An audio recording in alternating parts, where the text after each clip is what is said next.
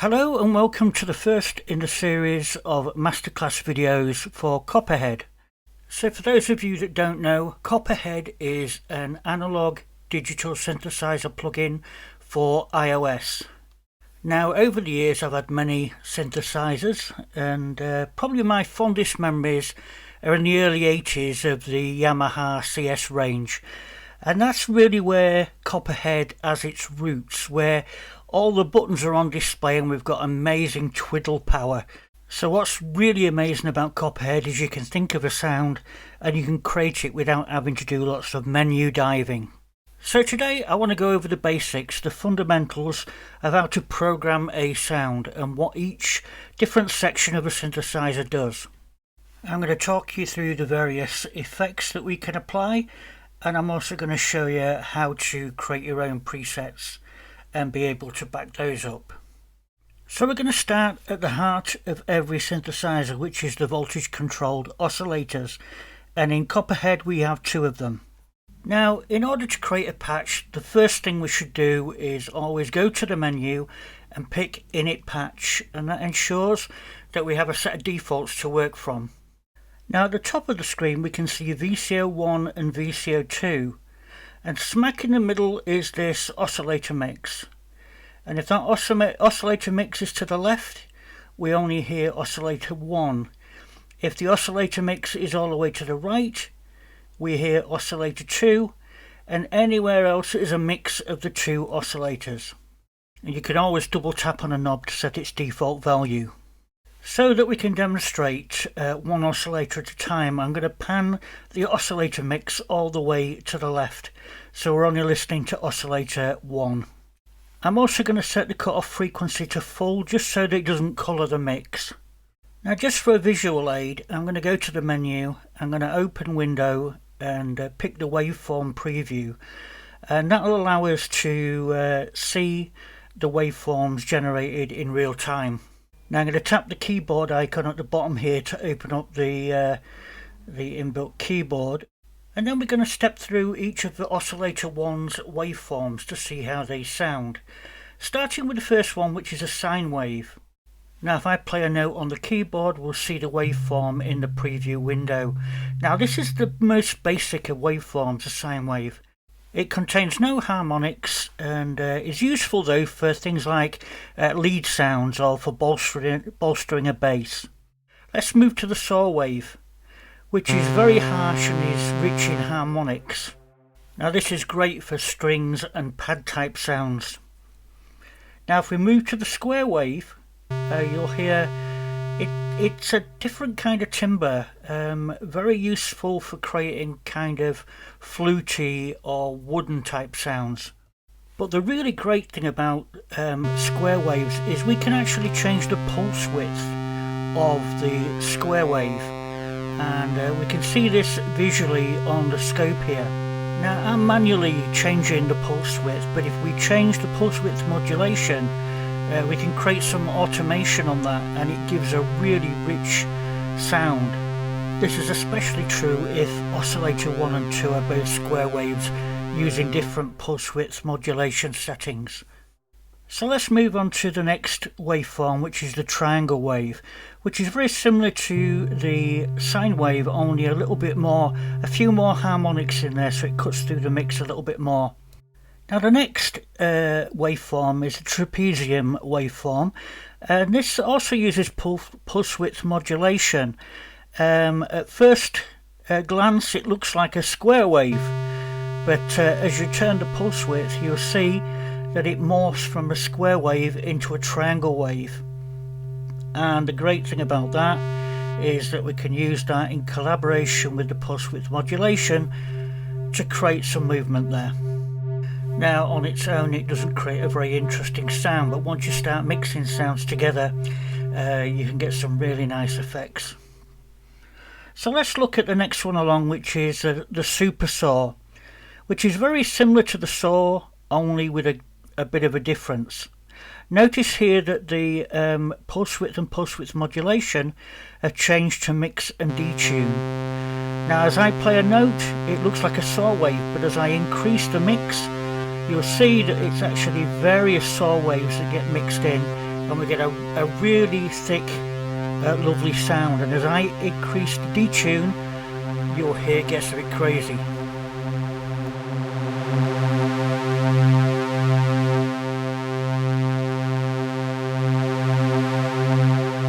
And again, this is great for creating strings and those trance-like pads that you hear.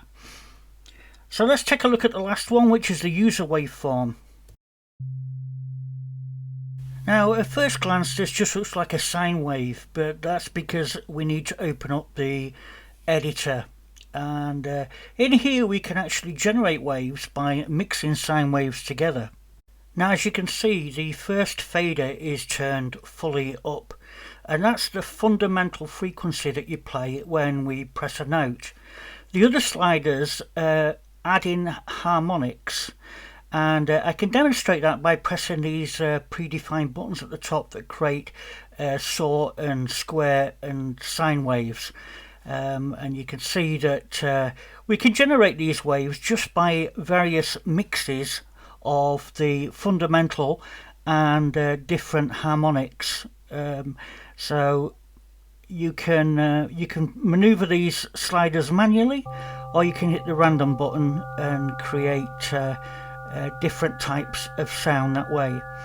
Now, this kind of user waveform typically generates stuff that sounds a little bit like organ type sounds, which are very useful when mixing with some of the other oscillators. Now, each of these sliders represents a harmonic, which is a multiple of the first slider, which is the fundamental. But if we enable this detune here, we can actually detune the harmonics with respect to the fundamental and create some nice bell-like sounds, which add a little bit of variety to the mix. So now we're familiar with the waveforms and how they sound, let's attempt to create a nice lush string sound by actually using two oscillators. And I'm going to start with a supersaw on oscillator 1 and a square wave on oscillator 2. So let's just move the oscillator mix to oscillator 2 and see if we can get a nice lush square wave. And then finally adjust the oscillator mix till we get something that sounds a nice mix of the two.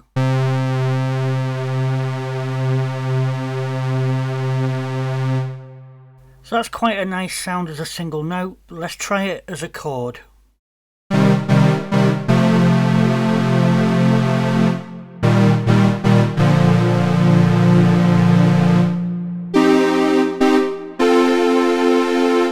So that's a nice start, but there's a little bit of harshness there because the filter's fully open. So let's take a look at the voltage control filter, which is the next most important thing in a synth.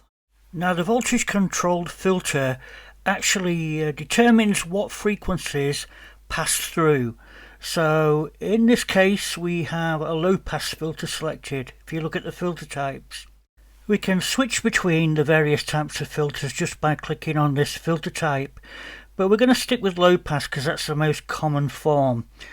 And as I sweep the cutoff knob and play a sound, I want you to listen to the effect that has on the sound and how it affects the frequency response from the oscillators.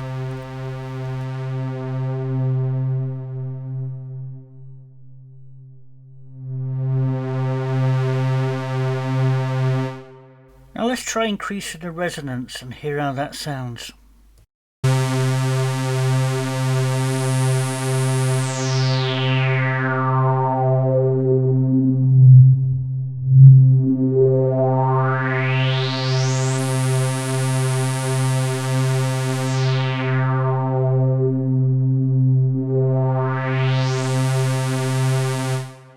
So essentially, the higher the resonance, the more it emphasizes the harmonics in that sound. And it will affect things like saw waves and square waves a lot more than it will affect triangle and sine waves. Now, next to the resonance is the envelope amount knob. and that changes the amount of the amount of sweep we have available to us, and works in conjunction with ADSR, which we're going to look at right now. Now, it's pretty standard for most synths to have two ADSR envelope shapers, one for the main volume envelope and one for the filter. And if we zoom in here, we can see these. It's two sets of 4 knobs labelled up attack, decay, sustain and release. Now, this is a volume envelope which determines the percussive nature of the sound. As you can see from this example here, when we hit a key, the volume level rises from nothing to a peak level, then dies down to a sustain level. And when we finally release the key, it actually takes a slope down back to 0. So those are the 4 elements that are controlled by the 4 knobs ADSR. Now, I've adjusted the settings here to emphasize this. So listen as I press a key.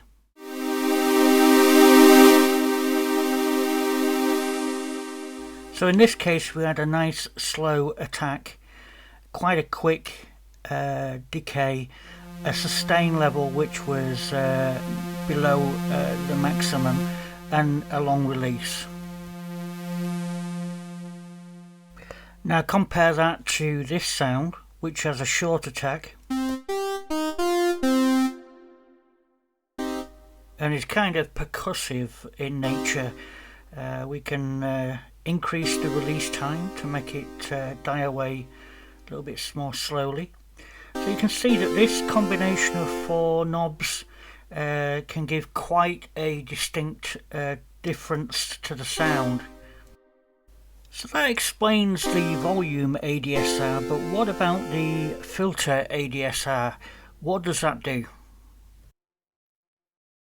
Well, to put it simply, it just applies that envelope to the voltage control filter's cutoff frequency. And here's an example, just listen to this.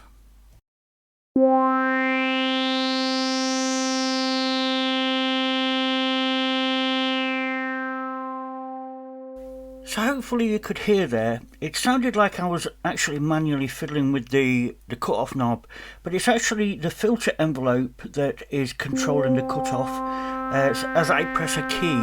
So as I press a key, you'll hear the filter coming in and then dying down to a sustain level, and when I release my finger, the filter dies away. Now, the more I increase the envelope amount, the more the filter envelope will affect the cutoff frequency. So the further to the right that envelope amount is set, the bigger the sweep and the more the filter opens up. Now, if I reduce the resonance a little bit, it won't be so emphasized and we'll get something that sounds quite pleasing.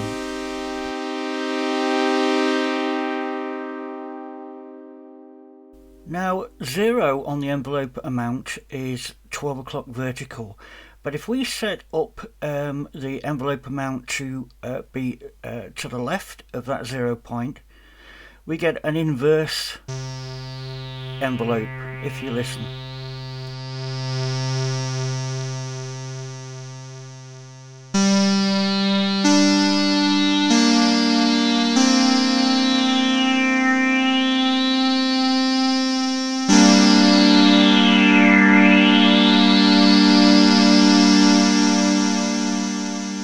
So negative envelope amounts kind of invert the waveform, and instead of rising with the attack, we decay with the attack.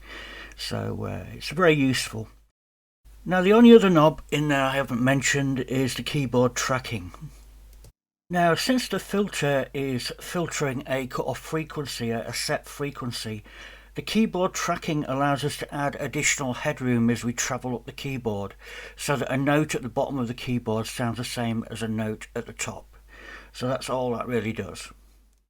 Now, since this video is going to be rather long, I'm probably going to split it into 2 sections, but before I do that, I want to show you how to add effects and about how the mixer works and how to save patches. So let's start with this patch.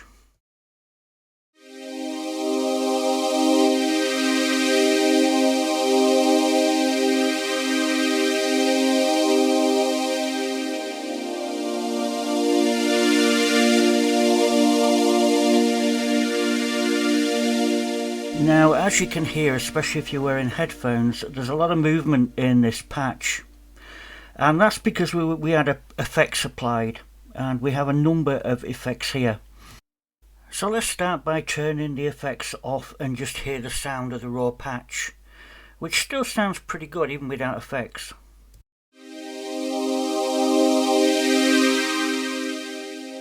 And let's add back the reverb.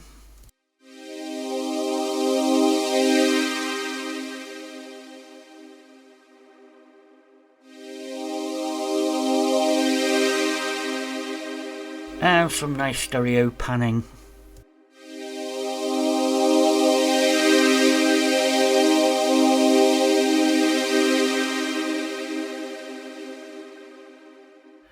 Now, as well as these 5 effects in here, we also have this nice gator effect, which is kind of a modern twist really for those that like kind of trancey strings.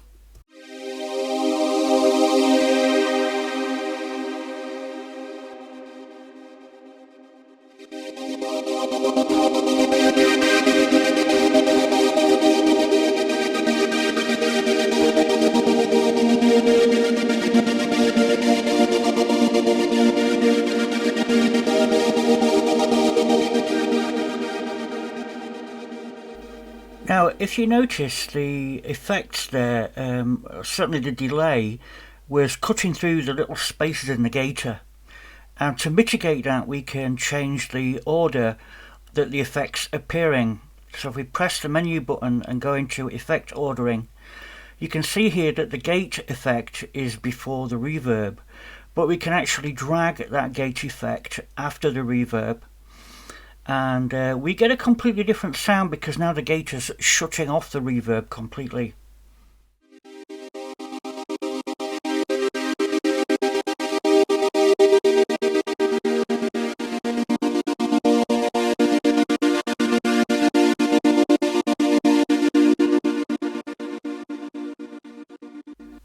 Now, on listening to this back, I can hear that there's some distortion involved there.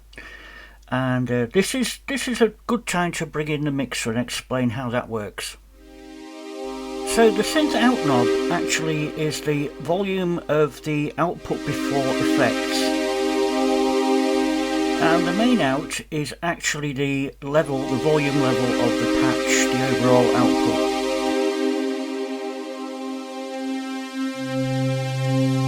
Now the sub-level brings in it's kind of a sine stroke triangular wave 1 octave below what you're playing. You can change that in settings, you can have it 2 octaves below it if you like. And the noise knob just brings in white noise, which, you know, when you got it filtered, sounds really nice in certain circumstances.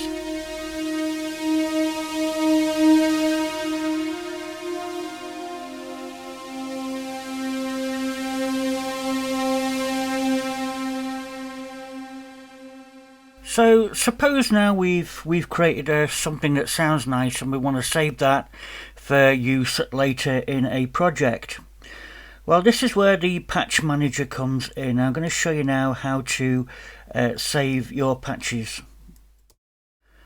So at the top of the screen next to the menu we have the currently loaded patch name, and if we tap on that patch name it will bring up the patch manager.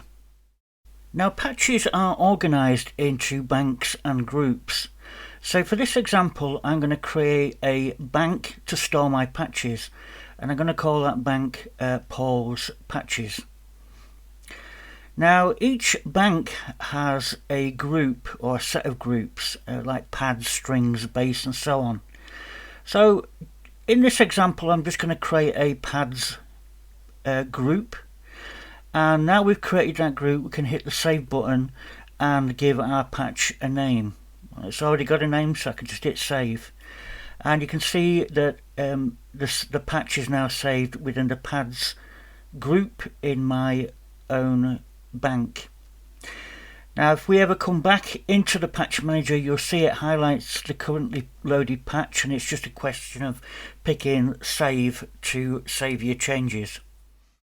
Now, I know for some users this is going over old ground, and there are a lot of new users, new to synthesis, that might find a lot of this useful. But in part 2 of the programming tutorial, we'll go over more in-depth things like the LFOs, the one-shot LFOs, the synced oscillators, the various FM modes we can use to create fancy modulation. And that'll all come in the next episode. So there's something for you there when that arrives. So don't forget to subscribe to the channel. Thumb up the video if you like what you see, and I'll see you in the next video. Bye for now.